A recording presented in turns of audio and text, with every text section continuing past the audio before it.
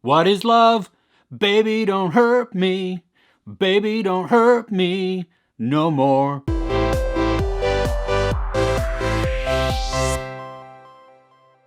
In the Netflix original series White Lines, a woman travels to Ibiza in order to find out what happened to her brother who went missing 20 years earlier. Axel is a young man in his early 20s who's also a DJ, and he and his 3 friends move to Ibiza in order to just let their music career take off. At some point, Axel then disappears, and the series picks up 20 years after that disappearance with Zoe, his sister, trying to find out what happened to him. Now, White Lines is written and created by the same person who wrote Money Heist. And so when I saw that, I was really excited because I absolutely loved Money Heist. I loved the pace of it. I loved the storytelling. Just it felt fresh and new, and it just was able to hook me in right away.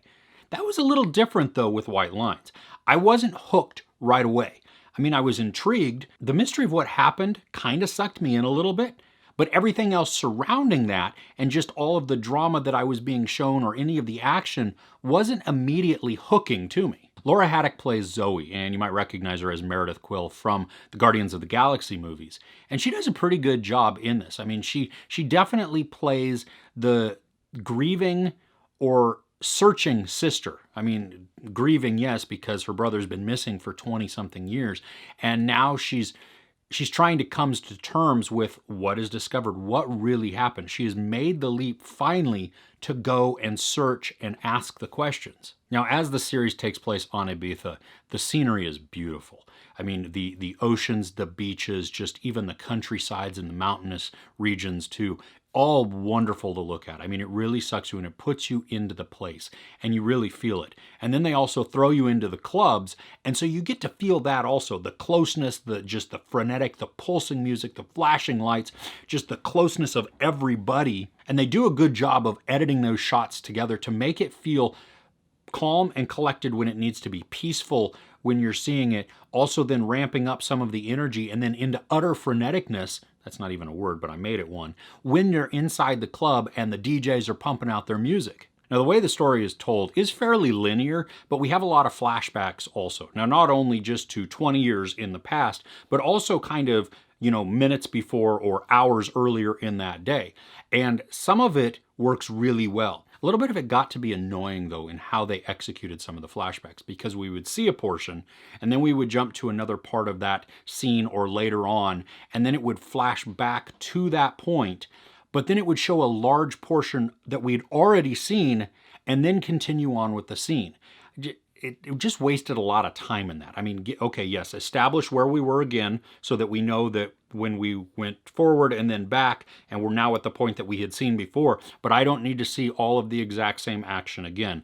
Let's get it going, move on so that the story continues forward. Now, in this show, I mean, you have childhood friends who have grown up, they still live on Ibiza, and then all of the relationships that they established. And then there's also separate relationships also that Zoe, the sister, comes into contact with. And I gotta say, almost all of them are wildly dysfunctional. They are not healthy relationships with each other, separately, with strangers. Any way that you look at them, their relationships are just in serious need of some guidance and some just healing. And to go along with that, part of this, there is an Oedipus thing going on. And you see it almost from the very beginning, and that's creepy and it's weird, but it works kind of in the narrative that they're trying to set up for part of it. But a thing that disappointed me is about episode 6 or 7, they had to actually spell out what was going on, that they had to put the name Oedipus to it, that they had to then explain all of this is going on. Like the audience is not intelligent enough to know, well, this relationship not good is calling back to an ancient story and play. I just wish that the writers would have given the audience enough credit to say, you know what, we do believe that you've already got this. I don't have to spell it out exactly for you. Now, the mystery is supposed to be the central part of this entire show. And for the most part, you know what, it intrigued me. It grabbed hold of me, and I wanted to find out, especially after episode 3. By episode 3, I was pretty invested in the mystery going forward. Now, sometimes the show gets distracted in its own internal drama, and it kind of leaves the mystery off to the side there. And really, that's the central point. That was the entire thing of why we're going forward. At least that's why I wanted to see this. By episode 3, I was like, okay, I really do care now. I want to find out what happened. And there's almost like a lot of fits and starts with it too, the mystery itself, because sometimes we get a bunch of information, sometimes it's patiently eked out over the course of an episode, and that's totally fine too. Other times it's like it's completely forgotten and they just didn't realize that, oh yeah, we have this story going on. This is the main point, but we've been over here off this tangent for so long, whatever. The pace for the most part is pretty good. There are times where it feels a little choppy and a little uneven, and not to say that it's fast or it's slow. I mean, because I wasn't really bored, but there are times where it feels like they've just added too much, or they've spent too much time on something and really it becomes filler.